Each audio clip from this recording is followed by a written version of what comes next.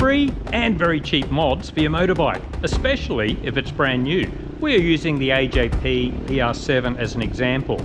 Most of these mods will apply to all adventure bikes.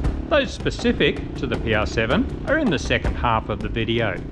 Loosen the nuts on the valve stems or remove them completely. If your tyre gradually slips on the wheel rim, you won't notice until the valve stem rips off.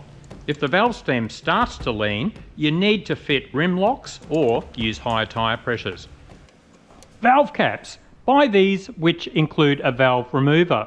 Flat tyre? It might not be a puncture. Always check that valve first. Ergonomics. Setting up your levers and handlebar positioning costs nothing and can greatly increase your comfort. See this video, which also covers setup for tall and short riders. Balance your wheels. Road and large adventure bikes usually come with balanced wheels. Others like the AJP PR7 don't. Lead weights are available cheaply online via eBay or Amazon. You can balance your wheels while on the bike if you remove the brake calipers, but the ideal is to remove the wheels completely. Suspension. Some owners automatically spend $1,000 or more on suspension tuning. We suggest trying the free mods first. Adjust the compression and rebound damping, set the suspension sag correctly, try a heavier fork oil if more damping is needed. The stock front sprocket cover often completely covers the front sprocket. If you occasionally ride in mud, it's a good idea to trim some of the cover away so less mud accumulates, and it's easier to remove. You can also see if there are issues such as an oil leak from the countershaft seal. Eventually I just fitted this alloy guard from OV Moto instead, as it provides added protection. Side stands are often designed to automatically retract for safety reasons. Many experienced riders find this annoying and modify the stand to stay down until it's manually retracted. On the AJP PR7, this pin is pressed into the stand and can either be removed or use a grinder to cut it off. Headlight adjustment. Occasionally this is not set correctly, but you won't realise until your first night ride, or oncoming drivers are flashing at you because you are dazzling them. My brother's PR7 was perfect, mine was pointing way too high. Put electrical tape under your lever mounts. In a crash, this allows the clutch and front brake mounts to spin instead of braking, hopefully. The ideal solution is a quality set of full wrap handguards. Our PR7s already came with decent Polysport handguards, but we upgraded to Barkbusters for the extra protection. Electrical wiring. Consider applying dielectric grease on all electrical connectors that might encounter moisture. There's a lot of debate about this, and some claim you shouldn't do it. Just do your research. It is designed to protect all those connections. Generally, the wiring on Japanese bikes is very well organised. European bikes, it varies quite a bit. We went over the PR7's wiring and used a pile of zip ties to prevent movement. Another long-term preventative strategy is corrugated plastic conduit. You can buy this with a split and in various widths, so you can put it over electrical cables that might rub against the frame or other bike parts and gradually wear through the insulation. Use some thin wire on your hand grips to prevent moisture getting under the grips. It's so annoying when your hand grips start rotating after rain or washing your bike. Check your spoke tension. Usually this should be fine on a brand new bike, but it's important to check again after a few rides. Spokes can take a while to bed in, and some may need tightening after that first few 100 kilometres. Extra grease. Some manufacturers try to save money and use minimal amounts of grease on the bearings for the swing arm, head stem and axles. Thankfully, AJP is not one of those manufacturers. Google around to see if your bike could benefit from some extra grease in those areas.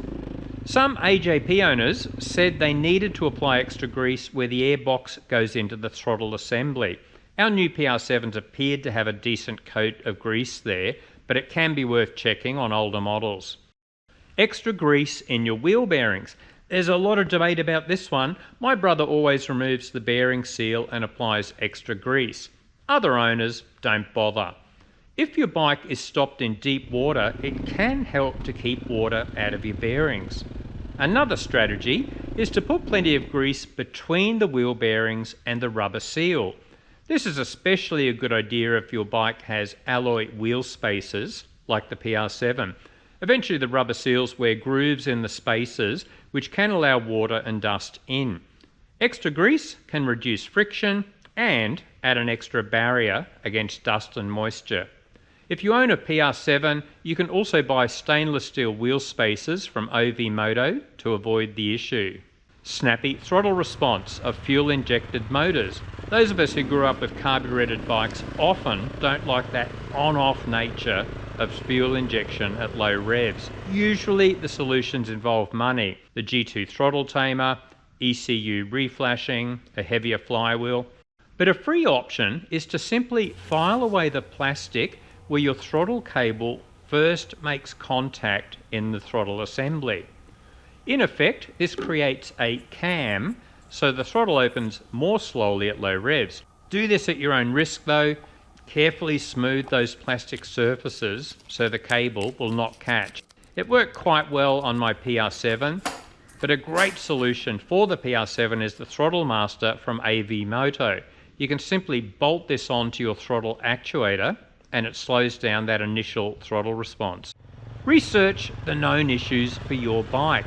Start by Googling your model with terms like known issues, common problems, and essential mods. So let's look at potential issues specific to the AJP PR7. The bottom of the gear shift lever can hit your frame and gradually take away the paint.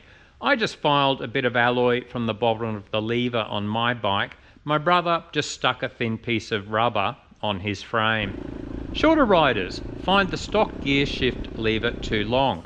You can order an SWM RS650R lever, but ensure they give you the steel version. The alloy version has the same part number for some reason, but it is not shorter. Another option is the SWM RS300R lever, but you will need to heat it and bend it a bit. Increasingly, bikes do not come with a basic toolkit. Unfortunately, the PR7 is one of them. However, if you search AliExpress for 8-piece motorbike toolkit or universal motorbike toolkit, you can find very cheap compact kits that will fit under your seat.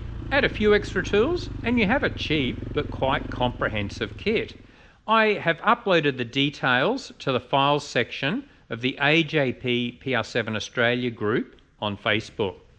Fuel filters. If you ride in remote regions, there's a greater chance of dirty fuel and clogging up your fuel injection. If that's likely, here are your upgrade options. You can replace the stock Marley KL13 filter with a larger one like the Marley KL145 for about 40 Australian dollars or US $30. There's also a tiny filter just before the fuel injectors. You can replace this with a large stainless steel mesh filter. These are very cheap, $10 for a packet of 10. A dongle. This electronic gadget allows you to access extra features on your PR7 tablet, such as RPM, fault codes, water temperature, and air-fuel ratio. You can get very cheap dongles under $50, but they can be hit and miss. The best dongle is waterproof and designed for adventure bikes like the PR7, the Thork Racing OBD Scanner M1. It's 150 Aussie dollars or US $100. The PR7 has a heat shield to prevent your boot melting on the exhaust. If you have large boots, then move it back as far as possible. I also added this bracket just in case. A lot of adventure bikes have a poor turning circle. The PR7 is no exception. If you put a small bend in your radiators, you can get a lot more full lock. See our video. Top-mounted airboxes can be very noisy. If you don't like the air intake noise on the PR7, you can easily fix this with Weather Seal, costing $5. See our video. Do you hate cleaning air filters? The PR7's top-mounted airbox makes it really easy to use a pre-filter. See this video. Gearing. The stock gearing of the PR7 generally works well. However, if you like to ride some slower, rougher terrain, you can swap the stock 15-tooth front sprocket for a JT 14-tooth sprocket. This costs around 30 Australian dollars or US $20. The RPM at 100 kilometers per hour increases to 5,000 revs. I like a quiet exhaust, but the stock GPR exhaust is almost too quiet. I removed the end cap, which makes it easier to hear the engine revs over the wind noise.